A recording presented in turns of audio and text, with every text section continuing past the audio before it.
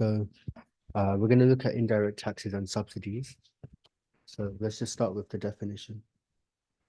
So an indirect tax is a cost of production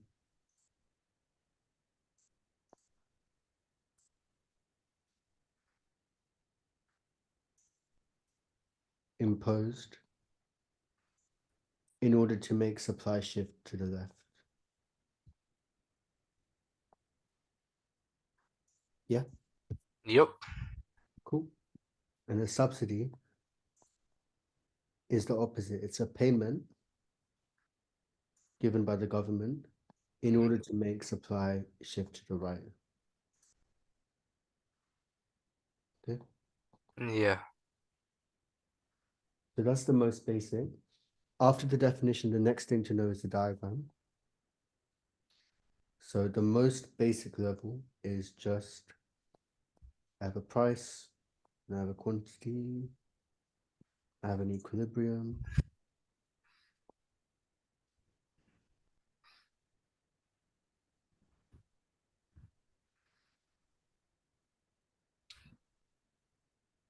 And then my supply shifts to the left for a tax. So what does that do? It decreases the quantity and it increases the price. It's subsidy given by the government, isn't it? Yeah, and a tax is Yeah. given to the government. Yeah. So a subsidy diagram would literally just be the complete opposite.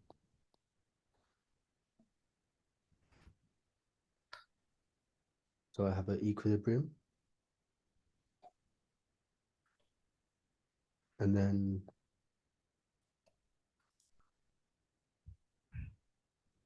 supply shifts to the right. Sorry, that's for a tax. And then that's for a subsidy. Okay.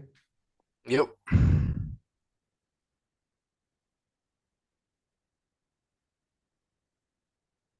So everyone should remember that, the definition and the basic diagram. So where to separate that from like a B grade student and an A grade student is your further knowledge of this. So the first the first thing is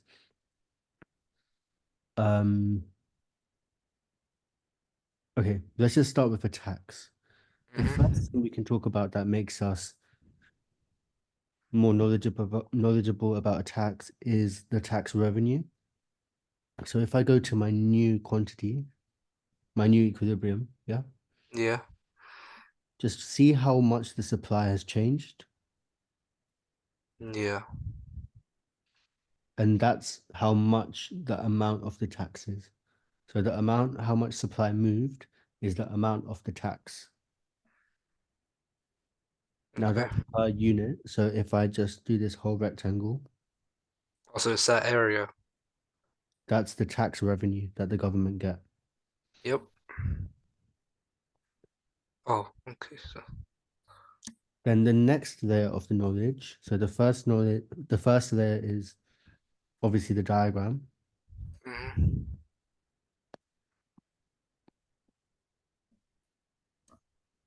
The second layer is tax revenue. So where to see that on the diagram. And then the third layer is the incidence. Basically, who's paying the tax, the producer or the consumer? So if your shop is taxed, will your shop pay the tax or will the shop's customer pay the tax? Yeah. And then the way to see that is just this. So in this diagram, it's about half and half. So you know where my dotted line is? Yep. I just split that. So the top part is, wait. So the top part is closer to the demand curve. I guess that's a reason to remember. So that's the consumer burden. And then the bottom half is the producer burden. Yeah. Okay. And the fourth layer is the deadweight loss. So this is the loss of consumer and producer surplus.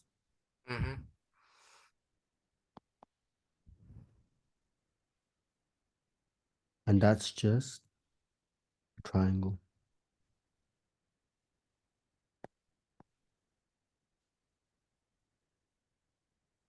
Okay. Mm-hmm. Now we get what tax is. It's when the government charge a certain fee for producing something, and then we get what tax revenue is. It's how much money the government gets from that. Yeah. The incidence, do you know what that means in real life? Incidents. Yeah. Like something's occurred. No, so it's what I was saying about how if the shop is taxed, does the shop pay or does the customers pay? Who's paying? Who's Oh, who's worse off because of it? okay. In this case, it's both. Okay, So cool. both are okay. But the final thing is elasticity. There's elasticity in this. Uh, Basically, what happens is this diagram will change depending on elasticity. And what you'll find later is that most of the things that we tax are things like cigarettes, Mm-hmm. uh, petrol, alcohol. Yeah. Yeah. Those things are all inelastic. So this whole diagram will look different. And that's the easiest way to show off. Mm-hmm. If you do the same diagram,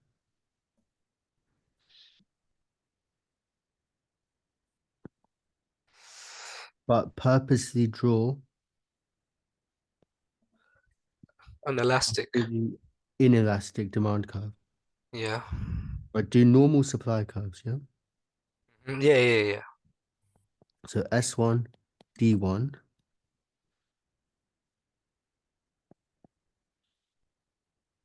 P1, Q1. What normally happens with a tax in terms of price and quantity? Shift to the left. Quantity goes down and price goes. Up. Yeah. Now watch. Oh, so price goes up a lot, but quantity goes down just by a bit. Exactly. You're wrong for that. Clown's violating me. It is funny, man. You know what's sick on this iPad, yeah? If I What? draw a line like that, yeah, Yeah. if I hold it, it will go straight. Oh, mad. Yeah.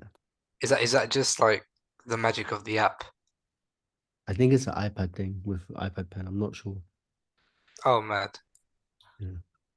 I Fairs. think it should work on iPhone as well. I'm not even sure. Should I get an iPad? Is it worth it? Depends how much you use it. Like, That's true. um, one of my No, I don't. students, one of my students doesn't use a laptop and they just use an iPad and they even do their maths work on the iPad. But I feel like a laptop's better if you just have one. Uh, I don't really use my iPad at all now since I got a laptop. I only use it for drawings, oh, and it's okay. just the old iPad. Is it But old one? yeah, it's really old, Oh, okay. like 2019 or something. Yeah, I used to have one like a long time ago. Mm. So as you said, the quantity only goes down a bit, and the price goes up Hmm. a lot. So then let's go through the other things that we talked about. We talked about tax revenue. So tax Yeah. revenue, the new equilibrium. Do you want me to draw it? It's all right. It's all right. As long as you're understanding it. Okay. Wait, what did you want to draw? The revenue. Yeah, I Oh, just like know what I'm doing. so I go down. And then go all the way to the left. Wait, let me just make Straight. it. It's Oh, meant to be in line, but it's fine. yeah, go all the way to the left. And at the bottom as well. So you got a rectangle.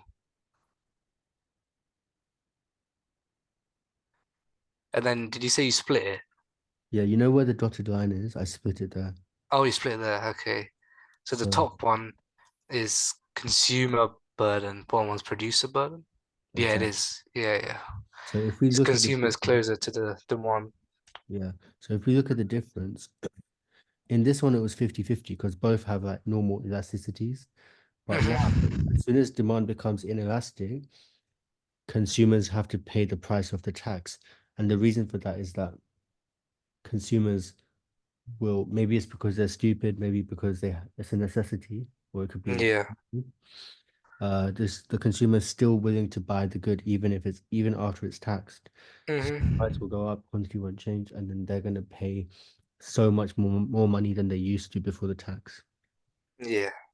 This can be good, this can be bad.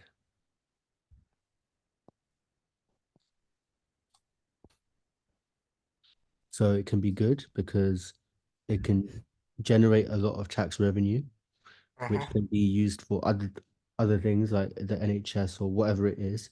We won't go into too much detail because when we do government intervention, we'll go over it. Yeah, yeah. It can be bad because um, the government could take advantage and use these kind of things to raise revenue. For example, if it's fuel, like for cars, they Uh-huh. know that people will still buy fuel, so they might tax it more, even though people generally Yeah. use fuel for just to get to work or to just meet friends and stuff like that. Mm-hmm. Um, and then consumers lose out like high consumer burden. Yeah. But it depends again like on what it is. So is it like cigarettes or is it um like fuel? And also in general, these taxes are very regressive, Mm-hmm. which means that poor people will suffer the most, struggle the most from it. If it's a 20% tax What on a does regressive mean again? I forgot. it impacts people on low incomes worse than it impacts people on high incomes. Okay, cool. Cool. This is pretty much everything, and then the dead weight loss is this. Mm-hmm. And also, if you're doing a subsidy diagram, it's just the same thing. You just do the complete opposite. There's literally nothing fancy about a subsidy diagram. Demand is not gonna, so you're gonna subsidize generally things like fruit and vegetables, Okay. maybe textbooks, maybe vaccinations, stuff like But why that. do you do that? Um, you wanna, so you might see that it's really beneficial for people to have Oh, fruit and okay. vegetable. So Yeah. the government might support businesses who sell fruit and vegetable to allow people to access it cheaper. Mm-hmm. It Okay. could be things like football or like swimming classes or stuff for kids that help them. Yeah. Okay. So um it could be that supply is inelastic, for example, but you'd have to think about that and maybe look at extracts and see. So I Mm-hmm. wouldn't worry too much about the elasticity thing for subsidies. But again, so you go to the new equilibrium and this time you go up. Okay. So that is not the tax revenue. What would this be? Uh, subsidy revenue. Subsidy payment. Oh, payment. Okay. And then this is split through the middle again. But is it still consumer producer? Yes, but the only thing is, this is the consumer benefit. Okay. Wait, let me just Google it.